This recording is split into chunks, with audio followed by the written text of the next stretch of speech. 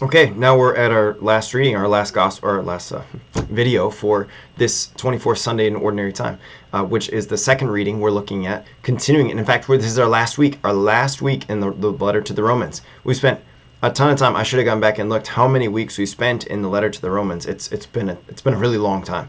Now we're in our final week, which is actually there's even after this reading, there are still like 2.5 full chapters of the letter to the Romans. I've said this before. It's an incredibly long letter. It's Paul's easily his longest one, but it's also maybe his most influential letter that he wrote during his time. So anyway, it's been great to spend this much time in it. Here we are. So chapter 14. Verses 7 through 9, which the reading on itself can stand alone by itself, and yet at the same time it is also written within a context. So I'll after we read it, I'll give a little bit of the context, but as you'll notice as we read it, it's gonna be able to stand for itself, because it's just very nice and it's very, very pleasant, and it actually can easily be applied beyond the context that is there. Okay, Romans chapter 9 chapter 14 verses 7 through 9. There we go.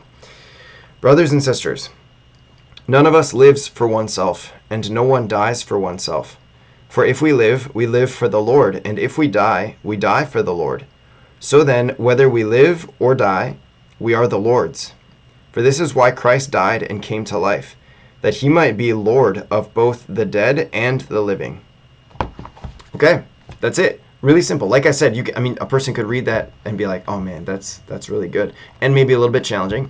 Probably a little bit challenging because we love independence, but nonetheless, by itself. Okay, so within the context, just real briefly, Paul is, as we've been talking about, he's writing about just kind of like how Christian life is supposed to go. We have different responsibilities as Christians, which begins with not conforming to this world, but being transformed by the renewal of our minds, so that we can discern what is the will of God. That's what we ultimately want to do. We want to discern not what we want to do. Maybe we can pay attention to what we want to do, but more than anything, the Christian seeks to do what is God's will. Because Jesus himself says, "Not everyone who calls me Lord, Lord will enter the kingdom of heaven, but only those who do the will of my Father who is in heaven."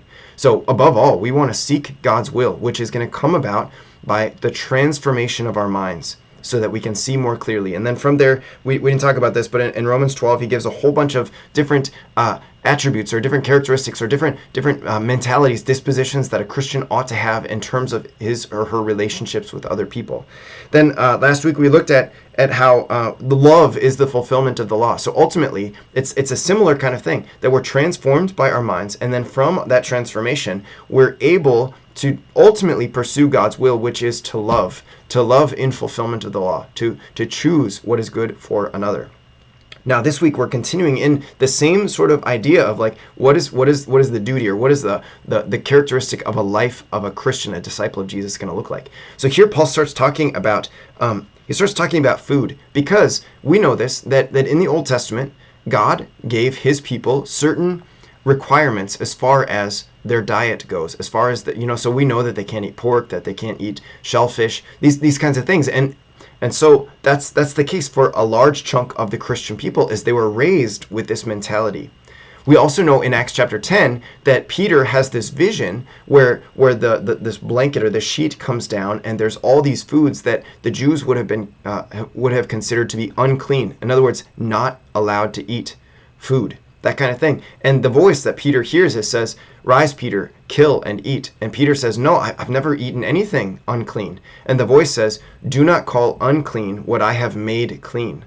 So in other words, what's going on is the New Testament revelation that Peter receives is that the dietary restrictions of the Old Testament are obsolete, and so they're no longer required. Nonetheless, this is still a difficult thing for a lot of people who are raised, like born and raised with this mentality, born and raised with these laws that they have to follow. So now that they're Christians, they're not as sure of like, gosh, I don't feel comfortable eating this particular thing. So anyway, so that's like a big chunk of the Christian community. Whereas the other chunk of the Christian community comes from Gentile, that is non-Jewish people, who have had no restrictions on their diet. So for them, they don't have any problems eating anything for that matter, because in fact, maybe they actually need to be told in Acts chapter 15, the Council of Jerusalem, I think that's what it is. They actually write back and say, like, actually don't eat meat strangled from animals. So in some ways, maybe they actually need to be told to dial it back a little bit. So anyway, so within the Christian community, you have this group of people who are really hesitant to eat certain kinds of foods, and then you have another group of people who are really free to eat all the food. And then maybe some different people in between where there's like, okay, I could see eating this, but I don't know about this, or So anyway, so Paul is writing is like, okay, here's the deal. Whenever you're eating, whenever you're sitting down to eat, just pay attention to the conscience of the person sitting across from you. Because what we want to do is we want to bring about the glory of God, and bringing about the glory of God is actually going to, it's going to demand love. Love is the fulfillment of the law. So love your neighbor by being aware of their sensitivities toward the food that you do. And as you do this, you're ultimately doing it for the Lord.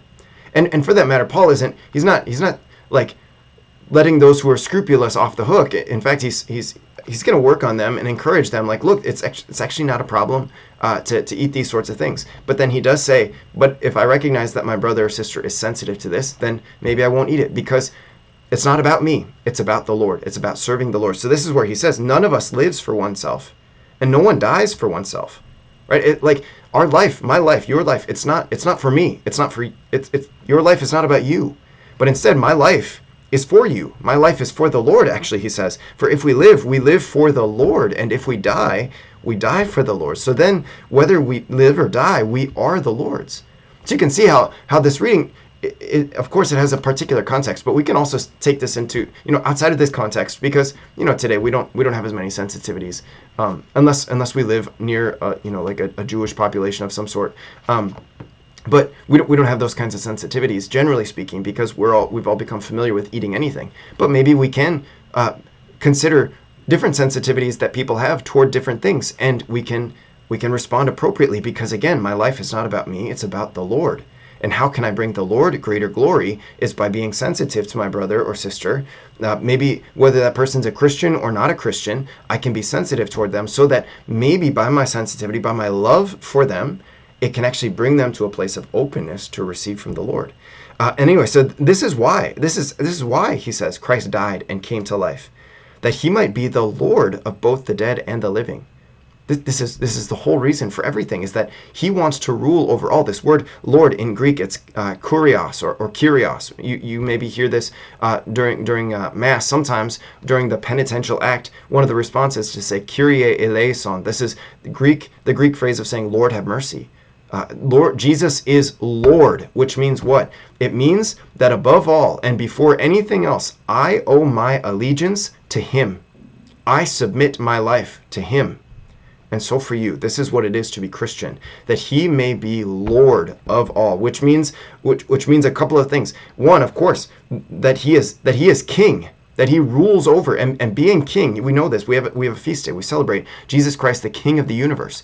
Being king, we allow him to rule over us.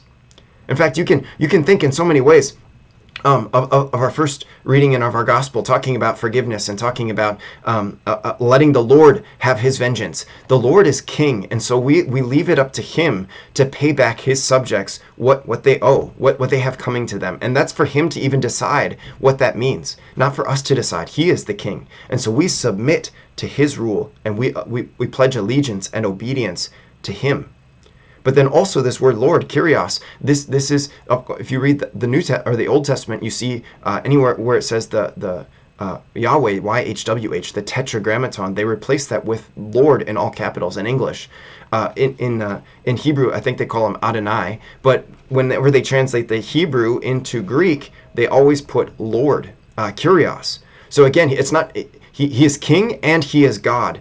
Either way you look at it, we submit to him and we surrender to him. We place allegiance and obedience to him and to him alone. So that is why Christ died and rose and came to life again, so that he might be Lord over your life and over mine, Lord of the dead and the living.